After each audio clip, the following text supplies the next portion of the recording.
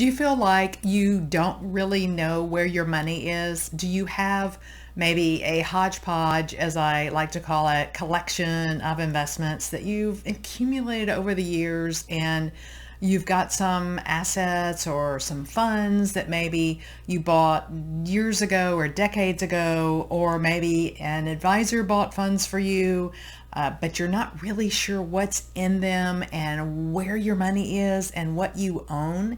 In this video, I'm going to show you how to check your investment portfolio so you understand what's in there. And I'm doing this because some of my financial coaching clients aren't sure exactly where their money is. They don't know exactly what they own. They know they have this fund or that fund, but they're not really sure what's in their fund. So I love to just sort of be a fund detective and dig in and find out what's in investments, what's in various assets, what's in funds, whether it's a mutual fund or an ETF or a closed-end fund or what type of fund it is. So let's talk about that, and let me show you how you can do this yourself so that you understand where your money is, and you can check your investment portfolio to feel like you have confidence in your investing. I like to say when we invest, it's like using our money for anything else, whether that's a car or a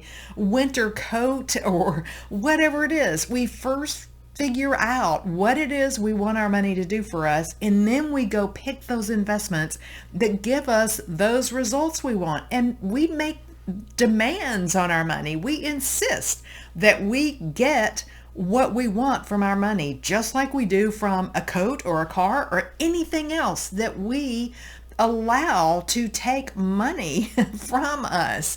And so I think investors lose track of this. So let's take a look here. And let me show you what I do. Hi, by the way, I'm Camille Gaines here, and on my website, retirecertain.com, I write about and talk about investing. I'm not selling wealth management products.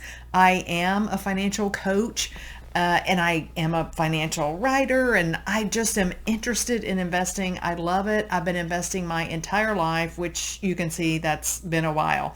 So I share what I've learned over this investing journey. All right, so let's take a look at a particular fund that one of my clients owned, and she wasn't sure exactly what was in the fund. And like I said, we just take a look at the portfolio and sort of dissect it and figure out, okay, what have you got? Because a lot of investors don't know their asset allocation. They don't know how much they have in stocks. They don't know how much they have in bonds. They don't know what fees they're paying or the results they're getting. So this process will take you through this. So the first thing I do is I Google it. And when I Google it, usually it comes up as a 1-day chart. Okay, well, who cares, right? So the first thing I do is click max so I can see the maximum. Oops, no chart available. That's interesting. I did this a few minutes ago. There we go. And I knew that I could show this to you because I went over everything I wanted to show you before I got on my video. All right, so let's look at the maximum chart. And what we see here is that the time frame is from before 2006. It looks like maybe this is about 2005, but I can't say for sure. Maybe 2004 or earlier, 2003. But I can't say for sure. I see this as 2006, and I hope that you can see this. Let me blow up my chart just a little bit, or my screen a little bit.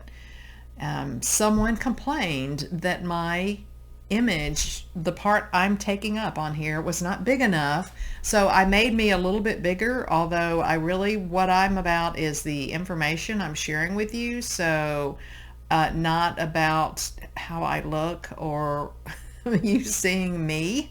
In fact, I'd probably prefer you don't, but here I am. All right, so let's take a look, and we can see here that, there we go. We have a long-term chart, and here's the price. So don't be intimidated by charts. A picture paints 1,000 words. So charts are fantastic to just take a quick look to see what's going on. Okay, so we can see here's the price. All right, and here's the time down here, and here's the prices just plotted on this chart. We're going to keep it really simple and not go into a lot of details about this.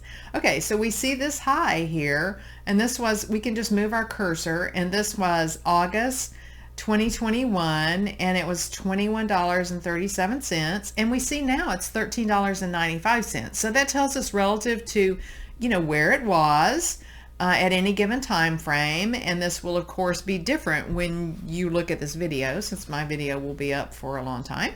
Okay, and then you can see down here, ooh, what happened down here? This doesn't look so good, does it? So this dropped to, see if we can see what that low point is there. And we can see $5.90.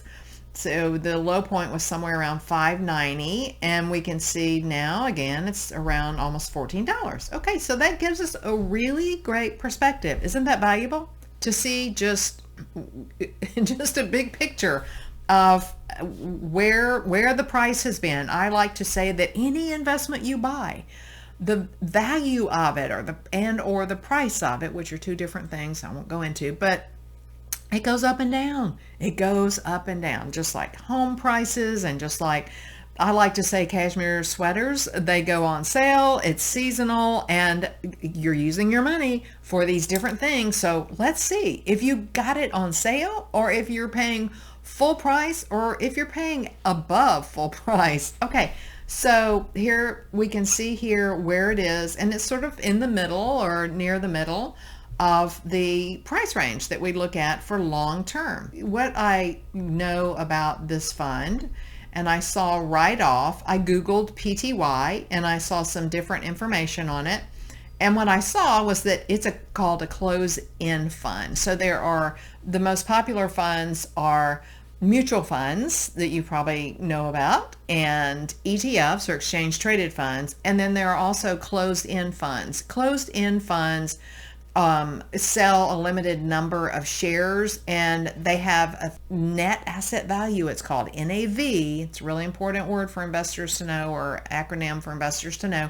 And that's the value of what is in the fund. And that's true whether it's a mutual fund or a closed-end fund or an open-end fund. So most mutual funds are open-end. This one is a closed-end fund, and you may not be aware of that. This is something you'll want to know.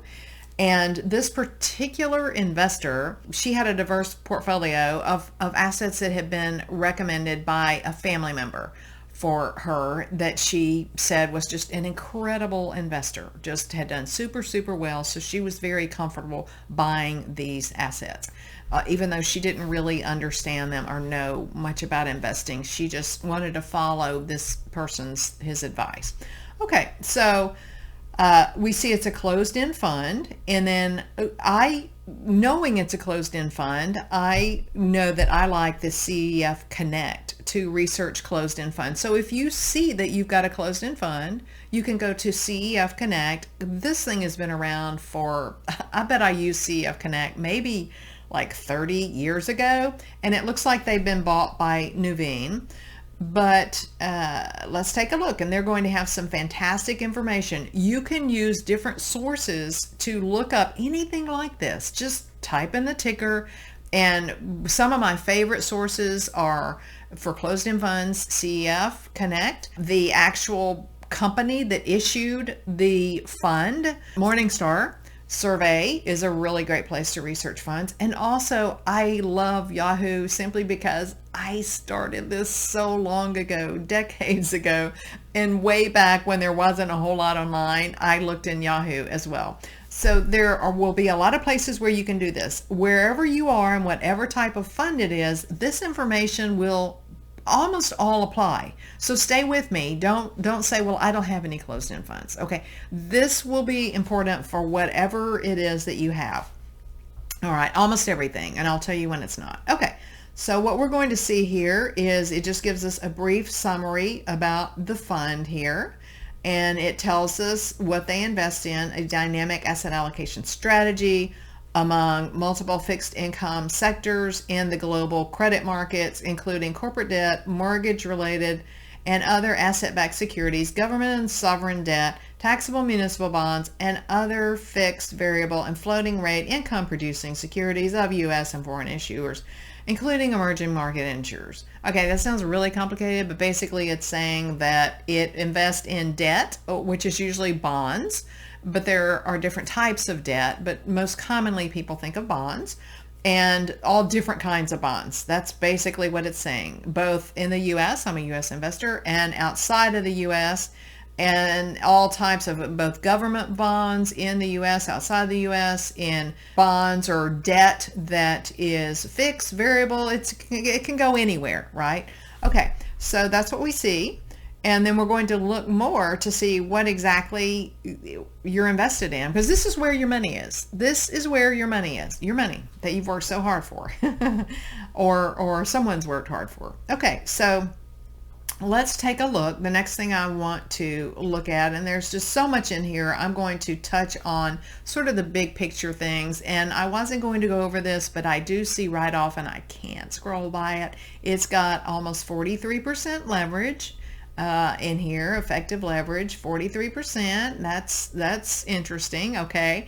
All right, so that would get my attention and probably be something of a concern. And then here's the next thing I want to show you, really important, is we want to look at the fees. Okay, and you'll always want to look at the fees. And we see this is just over 1%. The way I like to look at that is that I know this fund has to beat an index fund, okay, by at least 1%. Or around 1%, because index funds have really, really low fees, and ETFs as well, many of them. I don't want to say that across the board. Some of them are very expensive, but there are many, many cheap ones. And so I know that any investment I have, the fees, the performance that I get from this investment has got to beat anything else I can do with that money from a perspective of owning an index fund, and I'll talk about that more, by the amount of the expenses. Okay, so I know that that's got to be by over 1%. Now, you'll notice part of the expense is due to interest, and part of it is just management fees, etc. You know, you're paying this money out of pocket for whatever it is they're buying, so it's being taken out of your returns. So I'm just going to use that 1%, and I'm going to use that number that includes interest, because that's what's happening. All right. So that is what I wanted to show you on here. Now let me show you. Let's take a look next at why you might own this asset, because we can see it's gone up and down, but what we see when we look at this is, look at that dividend yield, 10.22%. That caught my eye. Who wouldn't be happy with a 10.22% dividend yield? That's a really high yield when we consider that the S&P 500, which is just sort of a big stock index, historically yields on average around 1.7%. Okay, so 10.22% is pretty high, okay, for a yield. So that gets my attention because, well, it tells me a couple things. Number one is, ooh, you know, this would appeal to me from that perspective. But the next thing is that pops into my mind, or maybe even the first thing is, wow, how in the world are they getting a 10.22% yield when interest rates are still, you know, as of this recording, pretty low based on a historical basis? They're really low. Right, so that sort of concerns me. I did see that leverage in there. So leverage is going to increase that yield when things are working out well, and I won't go into a lot of detail about that. So that made me say, well, I wonder how in the world they're doing that. So let's take a look here at their distributions.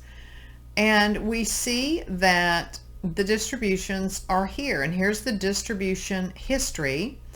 And what I like to do, though, is scroll down here, especially when I see that the funds are distributing such a high amount, the yield is so high, and a lot of people don't realize this, but sometimes this is almost like secret. It's almost hidden until you get your 1099 or your document, tax document, whatever it is, from the company saying exactly what your distribution was. But sometimes you get back your own money, okay? So even though it says a certain distribution, they're giving you back your own money. Now, and I was wondering if that was what was going on here. But sure enough, it's not.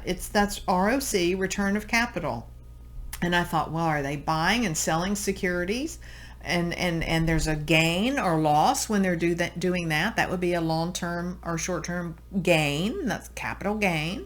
No, it's not that. This is just the income that they're getting somehow on the assets that they're holding, what they're doing with your money. Okay, so that was a little interesting. And if I were to buy this fund or were holding this fund, I would want to research this more and dig in a little bit more on how they're getting such a high return. And then that would lead me to the next thing I always do, and I love to do this. I go over here to, let's see, I believe it's right here, to the portfolio characteristics, and anything you use, like I said, will have these same things. A lot of the times, like I believe in Yahoo, it's called holdings, and a lot of times it's called holdings. So take a look and see what you own. Isn't that fun to do? All right, so that looks really interesting. IRS. Is that our friends, the Internal Revenue Service? I'm wondering. Okay, it must be. And I'll be honest, this kind of surprised me. I'm not familiar with this. So I would Google this and I would want to look into it more, and I would contact the company if I were interested in this investment. I don't invest in this. It's the fees are too high for me, and I invest a little bit cleaner just in this has corporate and income, and it just has all kinds of bonds, and it can go anywhere with my money. I don't like that. I like a little bit cleaner. I know what it's going into from a debt perspective. What kind of bond is it? What's the maturity? What's the duration? What's the quality, etc.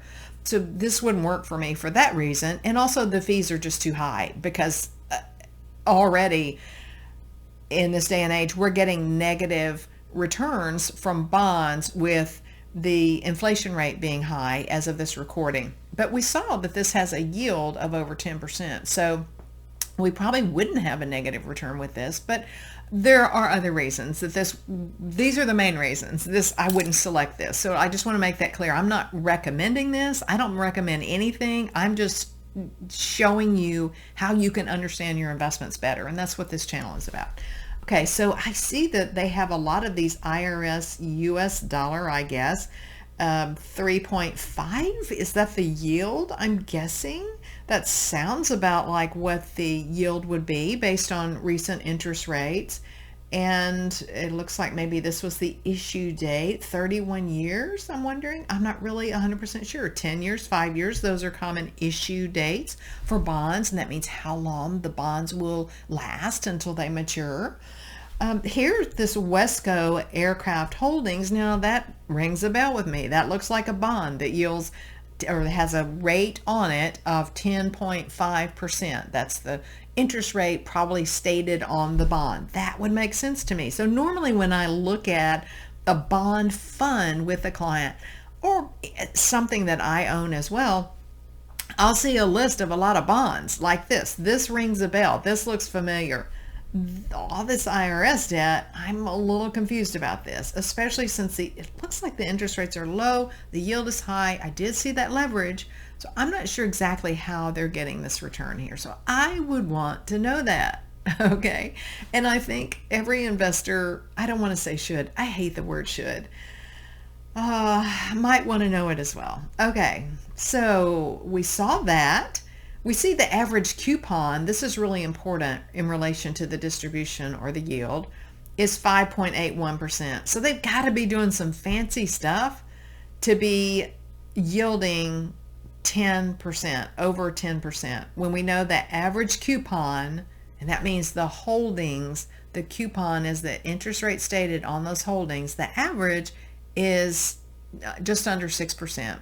So there's got to be something kind of fancy going on here with this fund in order to be able to deliver that yield. Okay, so then I like to take a look here and see the quality, particularly, well, with anything really, but bonds are rated in this way, and it will be like AAA, AA, B, double B, etc. So we see 34% are not rated, and we see the maturity breakdown, really important with bonds. These are 42% of this fund is in short-term bonds, relatively short-term, 3 to 5 years. And then we see that almost 15% is in longer-term bonds, and the rest is somewhere in between. This is sort of intermediate in here, maybe about 25%. Okay, so I take a glance at that and see what I think about that. Now, here's the big thing, is I don't want to go into too much detail on this, but what I really do is think about where we are relative to history in interest rates in relation to the maturity on these bonds. And I dig into that. That's, for me, if I were even considering this bond fund or a bond fund, I would be thinking about what's happening now and what are interest rates doing and how is this going to affect the value of this bond fund. All right, and that's all I'll say about this. I go into other videos about this.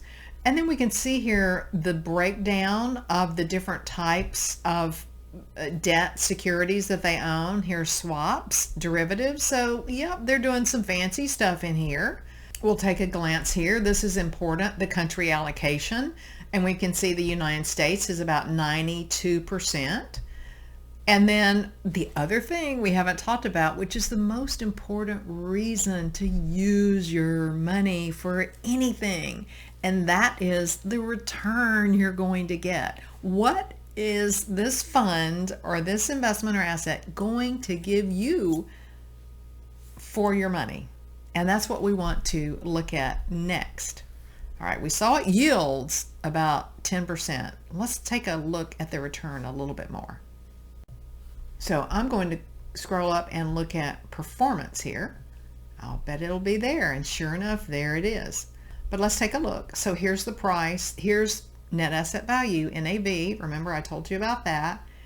And this is the return year. So this is the return based on price.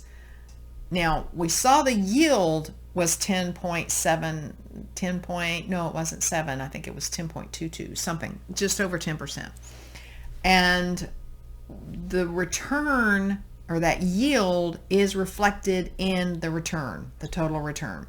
So this is the price here, and we can see the various annual returns for each year. And a lot of the times when you get investment information, it will be summarized in 5 years or 10 years. Forget that. Forget that. Who cares about that? What we want to see is how much did it go up and down every year. That's what I want to see. I like to sleep at night. So let's take a look at this. Was it just going up and down like crazy, or did it have a fairly steady return? So here we go. In 2021, 0.9%. And we have to remember that would be negative after inflation is considered. 2020, 3.78%, almost negative after inflation was considered, or around negative. 2019, 36%. Wow, they had a really good year that year. The returns were really high. So it's sort of up and down. Here's negative 6%.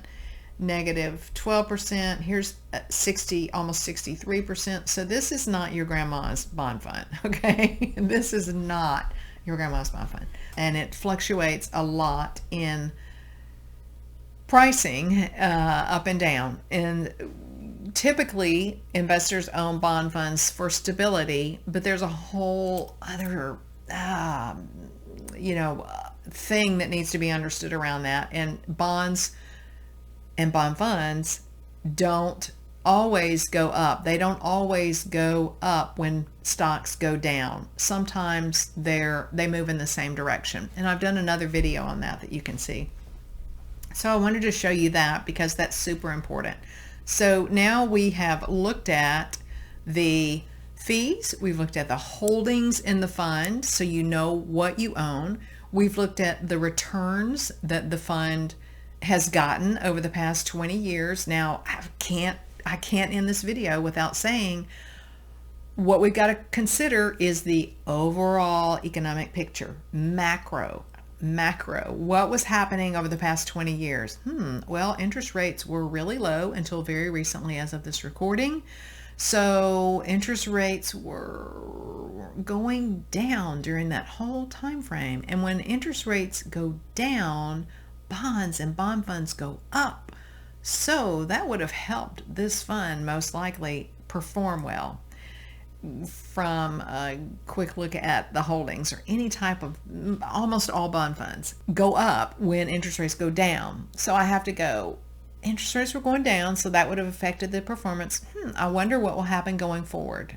Will interest rates keep going down? Can they keep going down, or are they at almost zero? So because that's what's going to drive the returns I get from my investments. What's happening, the factors I can't control, that's what drives the performance of stocks and bonds. So sure, it's important to select good funds, good assets, good asset classes, etc. The asset allocation, it's important. But the factors outside my control, like what are interest rates doing in relation to a bond fund? Are they going up or down? And what are they probably going to do over the next few years when I want to own this fund based on my time frame for what I want, for my goal? Because all this stems back to what are we doing with our money? Is it giving us the result we want? And what is the result we want? We start there by saying, what's the result I want? How much money do I want, and by what time frame, and why? What's important to me? And how can I use my money to get that result? And we want to hold our investments accountable. We want to hold them accountable and make them get those results we want, because it's important to be able to pay our bills and to sustain our lifestyle in the way that we want. So that's what I wanted to show you in this video. Now let me make sure I've said everything I wanted to say. We've looked at distributions, and we talked about the returns versus the index. So these are the things to check out. If you like this information, I'd love it if you would give me a little thumbs up below the video and subscribe to my channel if you like this information, and click that little bell so you're notified when, or I'm saying notified, I think it's more like if you click the little bell, then my video goes into your feed when I post a new video. I don't think they're going to like knock on your door or anything. I hate all those notifications and bells and all that. But if you click that little bell, you'll know when I post a new video. I think it'll come up in the feed here. I don't know. Anyway, thanks for watching. Remember, above all, retire certain.